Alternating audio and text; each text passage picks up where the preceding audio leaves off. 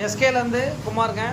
இன்றைக்கி மார்னிங் இந்த வண்டியை வந்து நம்ம சர்வீஸ் எடுத்தோம். இப்போ பார்த்துங்க வண்டி வந்து பார்த்திங்கன்னா ரெடி. சர்வீஸ் வந்து பார்த்திங்கன்னா யார் வேணால் வண்டி எடுக்கலாம்.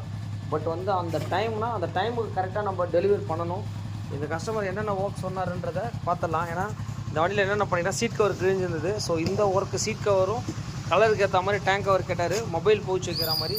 ஸோ இந்த கவரையும் நம்ம பண்ணியிருக்கோம்.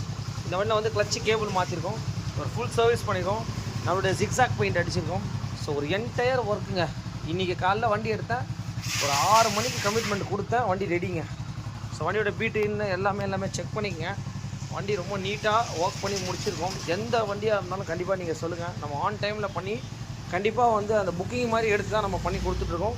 இன்னொரு விஷயம் பாருங்கள், இந்த இடத்துல வந்து பார்த்திங்கன்னா இப்போ மழைங்க. கஸ்டமர் வந்து இப்போ தான் ஃபோன் பண்ணார், சார் என்ன சார் சர்வீஸ் விட்டால் மழை வந்துச்சு அப்படின்னாரு. ஸோ இதை வந்து பார்த்திங்கன்னா சிம்பிள் பட்ஜெட்டில் ஒட்டி கொடுக்க சொன்னார், அதையும் ஒட்டி கொடுத்துட்டேன். ஸோ வண்டி ரெடி. இந்த மாதிரி எந்த வண்டியாக இருந்தாலும் கண்டிப்பாக எஸ்கேவை கான்டாக்ட்